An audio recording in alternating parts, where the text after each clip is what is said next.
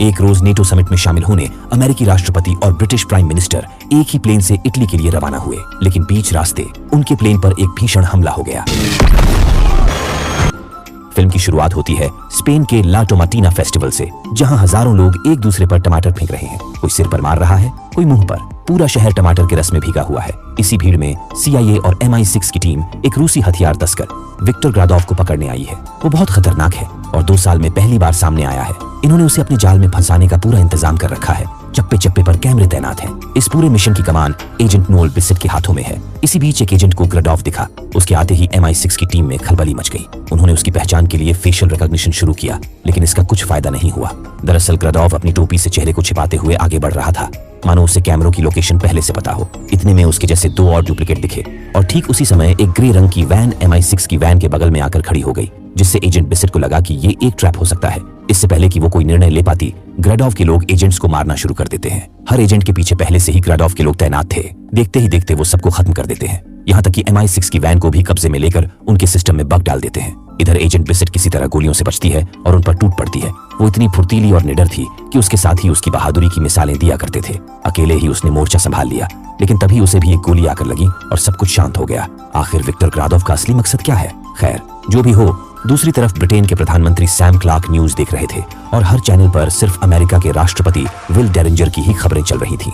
डेरिंजर पहले हॉलीवुड के सुपरस्टार थे और उनकी फिल्में बॉक्स ऑफिस पर धमाल मचाया करती थी, लेकिन अब उन्होंने अपना प्रोफेशन बदलकर राजनीति में कदम रखा है और सिर्फ 5 महीने में ही जनता का आत्मविश्वास भी जीत लिया है। वो कल ही लंदन पहुंचे हैं और यहाँ एक प्रेस कॉन्फ्रेंस में हिस्सा लेने वाले हैं, जहां वो पहली बार आमने सामने मिलेंगे यूनाइटेड किंगडम के प्रधानमंत्री सैम क्लार्क से, जो पिछले 6 सालों से इस पद को संभाले हुए हैं। इसके बाद डेरिंजर इटली में होने वाली नेटो समिट में शामिल होने वाले हैं। अगली खबर सुनकर सैम पूरी तरह हताश हो गए।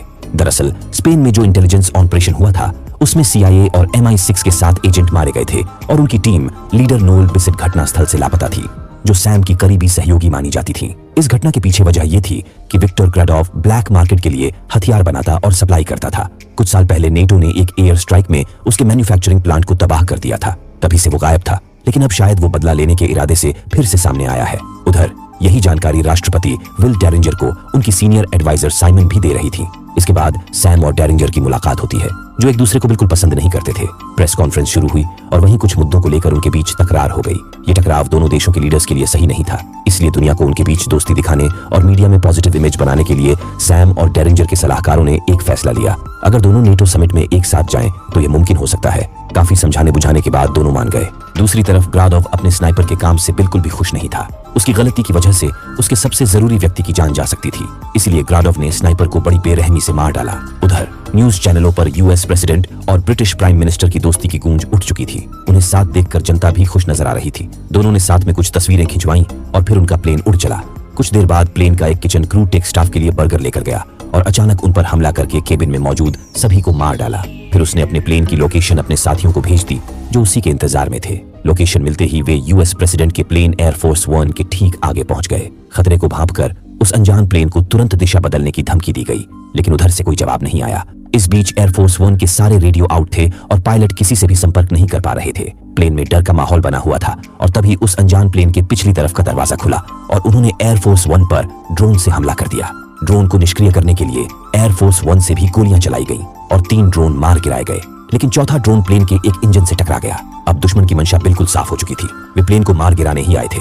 तभी एक और ड्रोन का धमाका हुआ, जिसने एयरफोर्स 1 का साइड डोर उड़ा दिया। अचानक प्लेन में हवा का दबाव तेजी से बदल गया और एक आदमी उसी दबाव में खींचकर प्लेन से बाहर उड़ गया। सैम और राष्ट्रपति डेरिंजर की जान भी खतरे में थी। ऐसा लग रहा था कि वे दोनों भी किसी भी पल बाहर खिंच जाएंगे। उधर प्लेन के अंदर घुसाया घुसपैठिया अलग ही कोहराम मचा रहा था, लेकिन पायलट ने सूझबूझ दिखाई और एयरफोर्स 1 को तुरंत 10,000 फीट की ऊंचाई तक ले गया, ताकि केबिन प्रेशर स्टेबल हो सके। जैसे ही प्लेन थोड़ा स्थिर हुआ, राष्ट्रपति की सुरक्षा में तैनात सीक्रेट सर्विस एजेंट ने डेरिंजर और सैम को प्लेन के पिछले हिस्से की ओर ले जाना शुरू किया, जो कि वहीं पैराशूट रखे थे। लेकिन तभी दुश्मनों ने एक और हमला किया।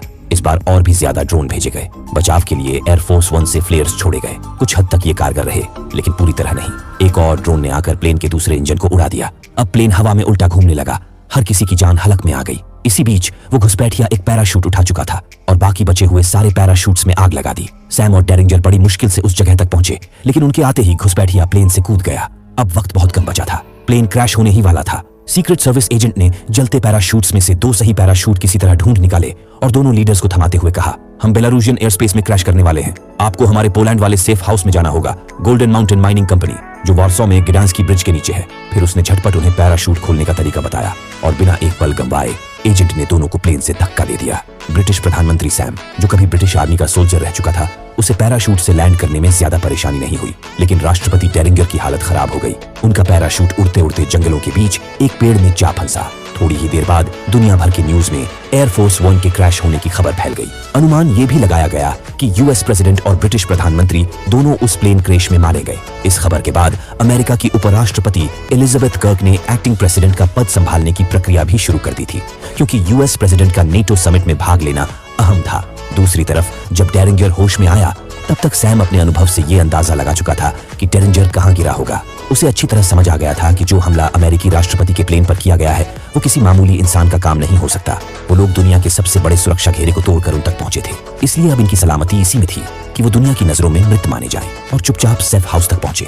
वैसे भी दुनिया भर की न्यूज में एयरफोर्स वन के क्रैश और राष्ट्रपति डेरिंगर और ब्रिटिश प्रधानमंत्री सैम की मौत की खबर अब तक फैल चुकी होंगी। सैम का अंदाजा बिल्कुल सही था, लेकिन डेरिंगर इसे मानने को तैयार नहीं था। उसका ध्यान बस एक ही बात पर था, उसे अपनी पत्नी से बात करनी थी। वो उसे बताना चाहता था कि वो जिंदा है। जैसे ही उसने फोन उठाया, सैम ने अपना जूता उठाकर फोन पर दे मारा, क्योंकि वो जानता था कि दुश्मन अब भी ट्रैक कर रहे होंगे और एक छोटी सी चूक सब कुछ खत्म कर सकती थी। अगर उनका लोकेशन हाथ लग गया तो दुश्मन उनको पकड़कर अपनी डिमांड थोप सकते थे। फिर क्या था, दोनों निकल पड़े, लेकिन वो बेलारूस में कहां पर थे इसका कुछ आइडिया नहीं था। दूसरी तरफ शपथ ग्रहण पूरा होते ही एचेलॉन सुरक्षा प्रणाली को राष्ट्रपति किर्क के नियंत्रण में अधिकृत किया गया। सभी निगरानी प्रोटोकॉल दोबारा कैलिब्रेट किए गए। अब गोपनीय सिस्टम तक पहुंच उनके पास होगी, लेकिन इस प्रक्रिया के बीच ग्रेडोव के आदमी ने इनके सिस्टम को हैक कर लिया, उसी बग के बलबूते जो उन्होंने लाटोमाटीना फेस्टिवल में उनके सिस्टम में डाला था। देखते ही देखते एचेलॉन अब उनके कंट्रोल में था। एचेलॉन एक गुप्त सिग्नल इंटेलिजेंस निगरानी प्रणाली है, जिसे मुख्यतः America, Britain, Canada, Australia, New Zealand द्वारा चलाया जाता है, जिसे 5 आइज कहा जाता है। दरअसल ये वैश्विक स्तर पर ईमेल, फोन कॉल, फैक्स और सैटेलाइट कम्युनिकेशन को इंटरसेप्ट करता है। उधर जंगल में काफी देर तक भटकने के बाद सैम और डेरिंगर को आखिरकार एक ठिकाना नजर आया, जहां कुछ लड़के डीजे बजाकर मस्ती में डूबे थे। उनके पास ही एक कार खड़ी थी जो शायद वार्सो पहुंचने का जरिया बन सकती थी। दोनों ने चुपचाप कार चुराने की कोशिश की, लेकिन पकड़े गए। डेरिंगर को लगा कि वो कभी हॉलीवुड का सुपरस्टार रहा है तो शायद ये लोग उसे पहचान लेंगे, मगर ऐसा बिल्कुल नहीं हुआ। उल्टा वो लड़के उन्हें लूटने के लिए मारपीट पर उतर आए। सैम इसके लिए पहले से ही तैयार था। जैसे ही हमला हुआ, वो बिजली की तरह उन पर टूट पड़ा। सामने खड़े लड़के उसके आगे क्या टिकते। 6 फुट 2 इंच का हट्टा कट्टा आदमी था वो, ट्रेन्ड और खतरनाक। उधर डेरिंगर को जब कुछ घूंसे पड़े, तब जाकर उसे एहसास हुआ कि ये लड़के सच में उन्हें मार रहे हैं, ये कोई मजाक नहीं था। और फिर उसके भीतर छुपा पुराना स्टार भी जाग उठा। उसने एक ही पंच में एक लड़के का दांत तोड़ दिया, ऐसा पंच कि वहां खिड़की बन गई। लेकिन लड़के रुकने वाले नहीं थे। लड़ाई और भी उग्र होती जा रही थी और लग रहा था कि अब हालात हाथ से निकल जाएंगे। तभी वहां एक धमाका हुआ। एक महिला हाथ में बंदूक लिए सामने खड़ी थी। उसे देखते ही वो बदमाश लड़के वहां से भाग खड़े हुए। दरअसल ये घर उसी महिला का था। सैम और डेरिंगर ने उससे मदद की गुहार लगाई और हैरानी की बात ये रही कि उसने बिना एक भी पैसे लिए मदद के लिए हाँ कर दी, जबकि सैम और डेरिंगर के पास बॉर्डर क्रॉस करने के लिए दस्तावेज भी नहीं थे। इसके बाद दोनों उसके भेड़ों से भरे ट्रक में सवार होकर वारसो की ओर रवाना हो गए। बॉर्डर पर चेकिंग हुई तो सैम और डेरिंगर को भेड़ों के झुंड में छिपकर लेटना पड़ा, लेकिन उस तंग और बदबूदार जगह में डेरिंगर की हालत खराब हो गई। उधर महिला ने पूरी होशियारी से पेपर्स चेक करवाए और जाते जाते सिपाहियों को एक भेड़ भी भेंट कर दी। बदले में बिना किसी शक के वो बड़ी आसानी से बॉर्डर क्रॉस कर गई। शाम होते होते उसने दोनों को वारसो पहुंचा दिया। विदा लेते वक्त डेरिंगर ने अपनी घड़ी उसे देने की कोशिश की, वही घड़ी जो उसे हॉलीवुड के मशहूर सुपरस्टार कीनू रीव्स ने तोहफे में दी थी, मगर महिला ने मुस्कुराते हुए घड़ी लेने से इनकार कर दिया और बस इतना कहा, थैंक यू मिस्टर प्रेसिडेंट। डेरिंगर कुछ पल के लिए चौंक गया। अब उसे समझ आया कि वो महिला शुरुआत से जानती थी कि उसके साथ सफर करने वाला शख्स कोई और नहीं बल्कि अमेरिका का राष्ट्रपति विल डेरिंगर है, मगर उसने ये रात सफर के आखिर तक जाहिर नहीं होने दिया। इस रोड के दूसरे साइड पर था सेफ हाउस, जहां दोनों पहुंचकर डोरबेल बजाए। कैमरे में उनकी पहचान होते ही दरवाजे खोल दिए गए। अंदर एक बंदा मिला जो विल डेरिंगर को जिंदा देख सीने से लिपट गया। उसका नाम था मार्टी कोमर, जो यहाँ का स्टेशन एजेंट था। दूसरी तरफ एचेलॉन इंटरसेप्टेड सिक्योरिटी फुटेज से ग्रेडोव को पता चल गया कि सैम और डेरिंगर दोनों के दोनों जिंदा है। फिर क्या था, उसने अपनी एक टीम को तुरंत कॉल किया और वे हेलीकॉप्टर वारसो के सेफ हाउस की ओर मोड़ लिए। इधर सैम के पूछने पर मार्टी ने उनके प्लेन क्रैश होने के बाद की पूरी जानकारी दी। पहले सैम और डेरिंगर दोनों पर हमला हुआ और अब एचेलॉन का सर्वर भी हैक कर लिया गया है। 20,000 से ज्यादा टॉप सीक्रेट फाइलें लीक हो चुकी हैं, जिनमें नेटो देशों की सालों पुरानी गुप्त गतिविधियां दर्ज थीं। सबसे चौंकाने वाली बात यह थी, ये हमला बाहर से नहीं, भीतर से हुआ था। दोस्तों ने ही एक दूसरे की पीठ में छुरा घोंपा। अब कल की समिट में सिर्फ भाषण नहीं होंगे, उंगलियां उठेंगी और गालियों की गूंज सुनाई देगी। फ्रांस की पोल खुल चुकी है कि उन्होंने जर्मनी का पिछला चुनाव एक पत्रकार के जरिए प्रभावित किया था। चेक रिपब्लिक इटली से नाराज है क्योंकि उन पर उनकी अर्थव्यवस्था गिराने की साजिश का शक है। और सबसे बड़ी विडंबना, अब तक कोई भी एशेलॉन सर्वर को दोबारा कंट्रोल में नहीं ले सका है। यानी ये तो सिर्फ शुरुआत है, ऐसी और भी सनसनीखेज खबरें सामने आ सकती हैं। इसके पीछे कोई ऐसा मास्टरमाइंड है जो एशेलॉन का इस्तेमाल करके नेटो को अंदर से तोड़ने पर तुला है। अगर नेटो बिखर गया तो तानाशाही देश खुलकर अपनी चालें चलाएंगे और उन्हें रोकने वाला कोई नहीं होगा। मामला सिर्फ यूरोप तक सीमित नहीं रहेगा। हालात अगर बिगड़े तो बात सीधी तीसरे विश्व युद्ध तक जा सकती है और यूएस के लिए यही सबसे बड़ा खतरा था। उधर डेरिंगर अब और छुप कर बैठने को तैयार नहीं था। इससे पहले कि वो मार्टी से एम्बेसी कॉल करवाता, अचानक इमरजेंसी अलार्म बज उठा। खतरे को भांपते ही मार्टी ने दोनों को फौरन सुरक्षित सेफ हाउस में पहुंचाया, जहां की आर्मरी में हर तरह की घातक बंदूकें मौजूद थीं। सैम और डेरिंजर ने अपनी पसंद की गन चुनी और तैयार हो गए। इसके बाद मार्टी ने उन्हें जल्दी से हर हालात के लिए ब्रीफ किया। अगर मैं तुम्हें बाहर निकालने में नाकाम रहा तो सेकेंडरी एग्जिट यूज करना। पहले लेफ्ट, फिर नीचे उतरते ही बंकर रूम मिलेगा। वहां दाईं दीवार पर एक पोस्टर होगा, उसे पंच करते ही गुप्त रास्ता खुल जाएगा। इस बीच ग्रादोव के लोग दरवाजे पर बम लगाने में जुटे थे और इधर मार्टी ने केबल जोड़कर एक मॉनिटर उठाया और सीसीटीवी की मदद से हमला करने वालों पर नजर गड़ा दी। फिर शुरू हुआ उसका एक तरफा शिकार। वो एक एक करके घुसपैठियों को चुन चुनकर मारने लगा। दुश्मन समझ ही नहीं पा रहे थे कि उन्हें मार कौन रहा है और मार्टी सीसीटीवी में देख उनका शिकार करता जा रहा था। आखिर में एक बंदा डर के मारे भाग खड़ा हुआ, लेकिन ग्रादोव के मेन लोग अब तक मार्टी की चालाकी समझ चुके थे। उन्होंने कमरे का कैमरा ढूंढ निकाला और सीधे शूट कर दिया। फिर साथ मिलकर उन्होंने मार्टी को घेर लिया और मार गिराया। ये देखते ही सैम और डेरिंजर देर किए बिना नीचे की ओर भागे। जैसे ही उन्होंने मोड़ लिया, दीवार पर वही पोस्टर दिखाई दिया जिसमें पंच करना था। डेरिंगर ने जोर से घूंसा मारा और छिपा हुआ रास्ता खुल गया। मगर ठीक उसी पल ग्रादोव के लोग भी वहां पहुंच गए और अगले ही सेकंड वो तंग गलियारा गोलियों की आवाज से गूंज उठा। दीवारों से चिंगारियां उछलने लगीं। सैम और डेरिंजर ने किसी तरह मौका निकालकर उस गुप्त रास्ते से अंदर कदम रखा, जहां उन्हें एक लिफ्ट मिली। बिना वक्त गंवाए दोनों लिफ्ट में घुस गए और वहां से निकल भागे। लेकिन जैसे ही वे बाहर सड़क पर आए, दो बंदूकधारी पहले से उनका इंतजार कर रहे थे। बच निकलने की सारी उम्मीदें खत्म होती नजर आ रही थीं। तभी एक करिश्मा हुआ। एक पुलिस कार तेज रफ्तार से उनकी ओर बढ़ती दिखाई दी और अगले ही पल वो कार सीधे ग्रादोव के दोनों आदमियों को कुचलती हुई निकल गई। उस कार को चला रही थी एजेंट नोएल बिसेट, वही एजेंट जो अपने पिछले मिशन के बाद से लापता थी और जिसे MI6 अब तक मृत मान चुका था। सैम की नजर जैसे ही बिसेट पर पड़ी, दोनों एक पल के लिए ठिठक गए। हैरानी, राहत और वो पुरानी दोस्ती, सब कुछ उनकी आंखों में साफ दिख रहा था, क्योंकि दुनिया की नजरों में दोनों मर चुके थे और अब एक दूसरे को जिंदा देखना किसी चमत्कार से कम नहीं था। सालों पहले सैम और बिसेट साथ काम किया करते थे। सिर्फ साथी नहीं बल्कि गहरे दोस्त भी थे। तुम जिंदा कैसे बच गई? सैम के इस सवाल पर बिसेट ने अपनी कहानी सुनाई। कैसे वो स्पेन के मिशन के बाद गायब हुई, कैसे उसने खुद को जिंदा रखा और कैसे वो विक्टर ग्रादोव के पीछे लगातार लगी रही। वो बताते बताते ट्रिगर दबाई और कार में लगे बम के धमाके के साथ ग्रादोव के लोग उसके चपेट में आ गए। बिसेट ने आगे बताया कि विक्टर ग्रादोव का पीछा करते हुए एक दिन वो एक अहम सुराग तक पहुंची, उसके बेटे के बारे में। वो एक होनहार वैज्ञानिक था जिसने एक ऐसा न्यूक्लियर रिएक्टर डिजाइन किया था जो कभी मेल्ट डाउन नहीं हो सकता था। इस टेक्नोलॉजी को कहते हैं पेबल बेड टेक्नोलॉजी। असल में ये पूरी खोज ग्रादोव के बेटे की थी, लेकिन अमेरिका ने इसका क्रेडिट खुद ले लिया और इसे अपनी देन बता दिया। ग्रादोव का बेटा अपनी रिसर्च को लगभग पूरा कर चुका था। उसे सिर्फ एनरिच्ड प्लूटोनियम की जरूरत थी। ये काम उसके पिता ने ब्लैक मार्केट के जरिए करवा दिया। जब एशेलॉन को इसकी भनक लगी तो नेटो को शक हुआ कि ग्रादोव कोई नया न्यूक्लियर हथियार बना रहा है। फिर वही हुआ जो ऐसे मामलों में होता है, एक प्रीएम्प्टिव स्ट्राइक। ग्रादोव के बेटे के ठिकाने पर बम गिराए गए और वो मारा गया। यानी अमेरिकन ने सिर्फ उसके बेटे की जान ही नहीं ली, बल्कि उसकी पूरी रिसर्च भी चुरा ली। बाद में वही टेक्नोलॉजी दुनिया के सामने अमेरिका की उपलब्धि बनकर पेश की गई। प्रेसिडेंट ने गर्व से इसे अपनी कामयाबी बताया, बिना ये समझे कि इसके पीछे कितनी कुर्बानी और कितना सच दबा हुआ था। तभी से ग्रादोव नेटो को खत्म करने पर उतारू हो गया। लेकिन ये सब अकेले उसके बस की बात नहीं थी। कोई अंदर से उसकी मदद कर रहा था। सबसे पहले शक सैम और डेरिंजर के सहायकों पर गया, क्योंकि उन्हीं ने दोनों को जबरन एक साथ नेटो समिट में भेजा था। गद्दार कौन है और उसके साथ कितने लोग जुड़े हैं, इसका कोई अंदाजा नहीं था। इसलिए यूएस एम्बेसी जाना बहुत बड़ा रिस्क होता। अब बिसेट का प्लान था दोनों को इस कॉन्टिनेंट की सबसे सुरक्षित जगह ट्रीस्ट पहुंचाना, जहां नेटो समिट हो रहा था। अगले ही पल तीनों ट्रेन पकड़कर वहां के लिए निकल पड़े। उधर एशेलॉन के जरिए ग्रादोव के आदमी रूट को बिसेट की लोकेशन पता चल गई। कुछ देर बाद जब डेरिंजर सो गया तो सैम ने चुपके से बिसेट से बात शुरू की। दोनों कभी एक दूसरे से प्यार करते थे, लेकिन सैम की राजनीति और जिम्मेदारियां उनके बीच आ गई। अब वो बीती बातें थी। बिसेट उठकर कुछ खाने लाने चली गई। तभी रूट और उसका एक साथी हथियार लेकर उनके केबिन में घुस आए। अचानक रूट ने अपने ही साथी को गोली मार दी। बदले में उसका साथी मरने से पहले रूट को भी पेट में गोली मार गया। अगले ही पल बिसेट लौट आई और रूट पर बंदूक तान दी। रूट ने बताया कि ग्रादोव उसे ब्लैकमेल कर रहा था। उसने ही ग्रादोव का सिक्योर कम्युनिकेशन सिस्टम डिजाइन किया था, लेकिन अब वो मदद करना चाहता था। रूट ने चेतावनी दी, ग्रादोव एशेलॉन की आंखों से तुम्हें देख रहा है। अगला स्टेशन तुम्हारे लिए मौत है। ट्रेन से कूदो और सीधे क्रोएशिया जाओ। ज़ादार में 12 लवास्का स्ट्रीट 5वीं मंजिल पर एक सिक्योर टर्मिनल है। फिर उसने कुछ कमांड डेरिंजर के हाथों पर लिखे और कहा, इस कमांड को चलाओ। उसी से पता चलेगा कि ग्रादोव किस टॉप लेवल सिक्योरिटी अफसर के संपर्क में है।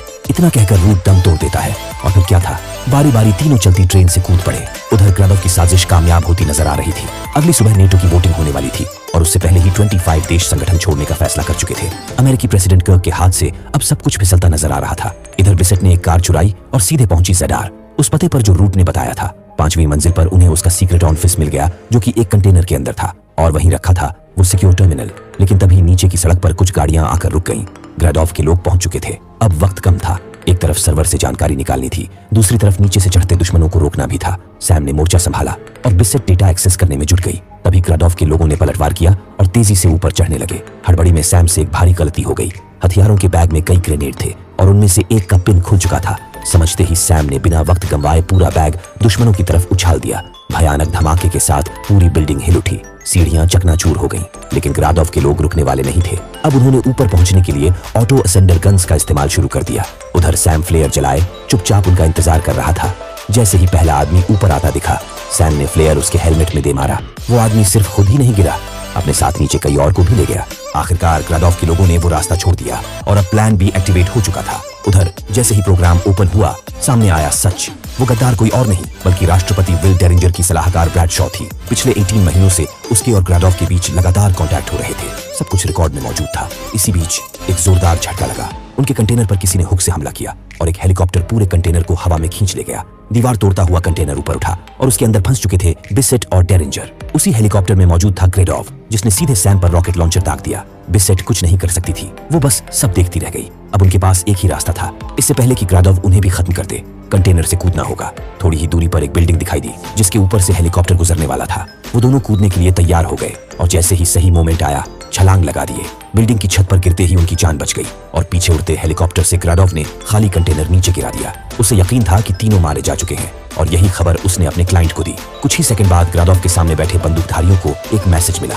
उनके चेहरे के हाव भाव बदलते ही ग्राडोव सब कुछ समझ गया। काम पूरा होते ही अब मुझे भी रास्ते से हटाया जाएगा। उसने बिना एक पल गंवाए दोनों को वहीं ढेर कर दिया। अगली सुबह तक बिसेट डेरिंजर को लेकर ट्रिएस्ट के पोर्ट पर पहुंच चुकी थी। वहीं से डेरिंजर ने सीधे प्रेसिडेंट कर्क को कॉल किया, पूरा मामला बताया और ये भी कि गद्दार कोई और नहीं, उनकी अपनी एडवाइजर ब्रैडशॉ है। कर्क सन्न रह गई। वो बस इतना बोली, तुम जल्दी लौट आओ, मैं तुम्हें लेने के लिए बीस्ट भेजती हूँ। तब तक किसी भी कीमत पर नेटो की वोटिंग रोकने की कोशिश करती हूँ। बीस्ट यानी यूएस प्रेसिडेंट की बुलेट प्रूफ लिमोजीन, एक चलती फिरती किले जैसी कार। कुछ देर बाद बीस्ट पहुंची और दोनों बेझिझक उसमें सवार हो गए। लेकिन तभी सामने बैठा शख्स गणताने नजर आया, वही जिसने प्लेन क्रैश करवाया था। अब सारी गुत्थी सुलझ गई थी। गद्दार ब्रैडशॉ नहीं, वाइस प्रेसिडेंट कर्क थी। वो चाहती थी कि राष्ट्रपति डेरिंजर मारा जाए और उसकी कुर्सी उसे मिल जाए। ग्राडोव तो सिर्फ एक मोहरा था। अगले ही पल किर्क ने अपने आदमी को कॉल करके आदेश दिया, उसे सही जगह ले जाकर खत्म कर दो। लेकिन डेरिंजर ने एक सेकंड की देरी किए बिना उसका ध्यान भटकाया और दोनों ने मिलकर उस बंदूकधारी पर धावा बोल दिया। गन छीनते वक्त गोली चल गई और गाड़ी का ड्राइवर मारा गया। उधर ग्राडोव के लोग भी पीछा करते हुए हमले पर उतर आए थे। बच निकलना अब नामुमकिन लग रहा था। तभी पीछे से दुश्मनों की गाड़ियां कुचलता हुआ सैम आता है। वो छलांग मारकर बीस्ट में कूदा और अपनी बच निकलने की कहानी सुनाई। फिर कई मुश्किलों से जूझते हुए आखिरकार वो नेटो समिट के वेन्यू तक पहुंच ही गए। उधर मीटिंग शुरू हो चुकी थी। इटली और फ्रांस नेटो से अलग होने की बात उठा चुके थे। यहाँ तक कि अब खुद प्रेसिडेंट कर्क भी गठबंधन तोड़ने की घोषणा करने वाली थी। लेकिन ठीक उसी वक्त सैम और डेरिंजर मीटिंग हॉल में आ धमके। उन्होंने सबके सामने सच्चाई रख दी, समझा दिया कि ये साझेदारी क्यों सभी देशों के लिए जरूरी है। कर्क का तर्क था, हम अपना पैसा, पावर, सैनिक सब कुछ लगाते हैं और बदले में हमें कुछ नहीं मिलता। वो अपनी बात खत्म ही करने वाली थी कि अचानक एक गोली चली और कर्क की आवाज हमेशा के लिए खामोश हो गई। दरअसल ग्राडोव वहां पहुंच चुका था बदला लेने, क्योंकि कर्क ने ही उसे इस्तेमाल कर मरवाने की कोशिश की थी। अगले ही पल ग्राडोव ने मीटिंग हॉल में एक ग्रेनेड फेंक दिया और अपने आदमियों को आदेश दिया, सबको मार डालो। चारों तरफ गोलियों की बौछार शुरू हो गई। अफरा तफरी मच गई। जो जहां छिप सकता था छिप गया। आखिर में ग्राडोव जब हेलीकॉप्टर से भागने की कोशिश कर रहा था, उसी वक्त मारा गया।